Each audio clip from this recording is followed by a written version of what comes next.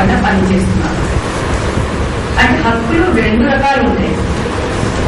ఒక రకమైన హక్కులు ఎట్లా ఉంటుందంటే ప్రభుత్వం తోడు ఉంటేనే, ప్రభుత్వం సపోర్ట్ ఉంటేనే ఆ హక్కు మన చేతికి వస్తాయి. అట్లా ప్రభుత్వం తోడు ఇవ్వకపోతే వేరెవరో ఆ హక్కులు మన నుంచి తీసుకోవచ్చు. ఉదాహరణకు right to food, right to education, ఇవన్నిట్లో కూడా ప్రభుత్వం ఒక పాత్ర ఉంటే తప్ప మనం ఆ హక్కుల పైన ఆ హక్కులు మనకు రావు. చాలా మటుకు నేను చూసింది ఏమిటంటే అధిక ఎన్జిఓస్ ఇటువంటి హక్కుల పైన పని చేస్తున్నారు. అండ్ చాలా ముఖ్యమైనది పని చేయవలసిందే. మరి ఇంకొక రకమైన హక్కు ఉన్నది. దాంట్లో ఏమిటంటే దానికి మనకు ప్రభుత్వం తోడు అవసరం లేదు, ప్రభుత్వమే పోటీ. అక్కడ ఏం చేయాలంటే ప్రభుత్వాన్ని మనము మీరు వెనక వెళ్ళండి, సిటిజన్ ఒక సిటిజన్ ఒక చోటులో మీరు నిలబడి ఉన్నారు, మీరు మీ సిటిజన్స్ తో పోటీ చేస్తున్నారు, మీరు వెనక దిగవలసిందే, ఇది మా జాగా. అటువంటి హక్కులు మనము ప్రభుత్వంతో పాటు పనిచేయలేము. ప్రభుత్వంతో పోరాటం చేసి పని చేయవలసి వస్తుంది. ఏదైనా ఏ సివిలైజేషన్ లోనైనా ఎంత మంచి అది ఎంత ఆధునికంగా ఉన్నా కూడా ఈ రెండు రకాల హక్కుల కోసం కూడా ప్రజలు పోరాటం చేయవలసినది. ఒకటేమో ప్రభుత్వం సపోర్ట్ తో, దానితో పాటు ప్రభుత్వానికి వ్యతిరేకంగా. ఇందులో తప్పు ఏం లేదు. So there are two types of rights that people have. One is a type of right for which we need the support of a government. For example, right to food, right to education, in the right to health. Now, if we don't get the help of the government, then it's likely that those rights will never be fulfilled. So we need government to create an ambience in which we can access those rights. But there is another type of right in which we need to fight government. Those are rights where the government has encroached citizen territory.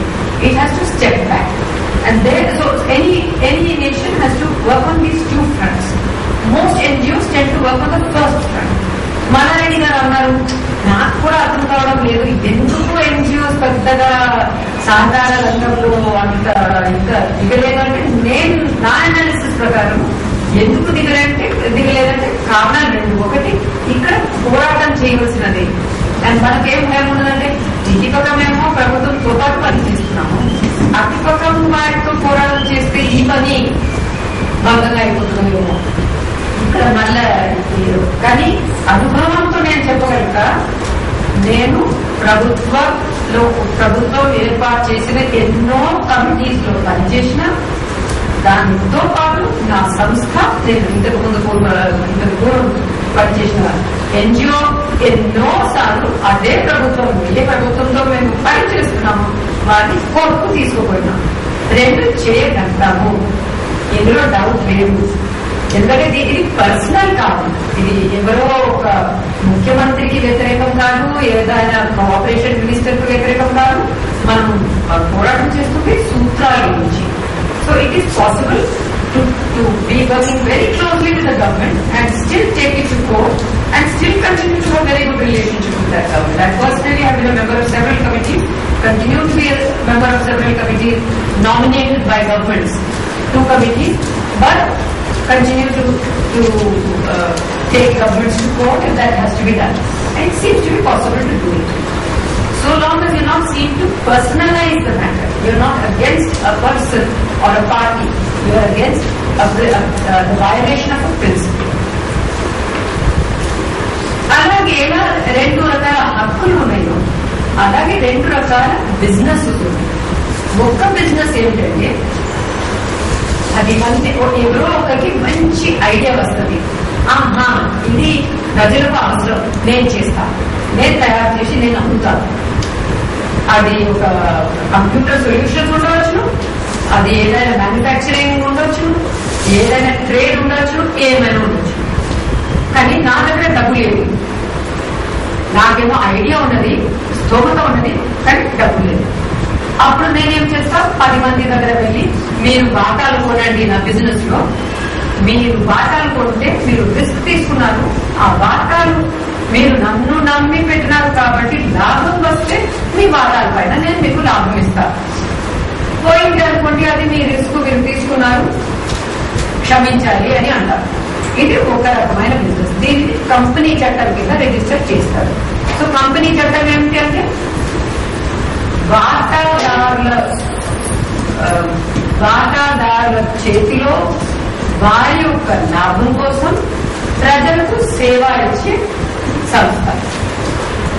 అందులో నిర్ణయాలు కూడా వాటాలకు అదే proportion లో నిర్ణయాలు. నీకు ఎక్కువ వాటాలు పెట్టినారంటే నీకు 100 ఎక్కువ, నేను తక్కువ పెట్టినానంటే నేను తక్కువ మాట్లాడవలసింది. కానీ రైతుల దగ్గర అంత డబ్బు లేదు. రైతుల దగ్గర డబ్బు లేదని సమస్య వచ్చింది మనకు. రైతులకు కూడా బిజినెస్ కావాలి, బిజినెస్ లో దిగవాలి. వారి బిజినెస్ ఏమిటి, అయ్యో నా దగ్గర ఒక చిన్న 2 బస్తాలు బండ్లు ఉన్నది, లేదా 3 బస్తాలు, లేదా 10 బస్తాలు, లేదా 20 బస్తాలు ఒక బండి, అంతవరకే మొక్క ఉన్నది, అమ్మలేదు. ఏ మార్కెట్ అయినా, ఏ దుకాణం అయినా మీరు మీ గురించినే ఆలోచించండి.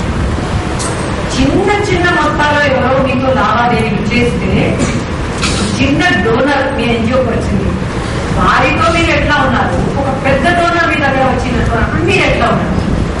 ఎవరైనా పెద్ద మొత్తంలో లావాదేవీ చేస్తే అది మనకు సులభం.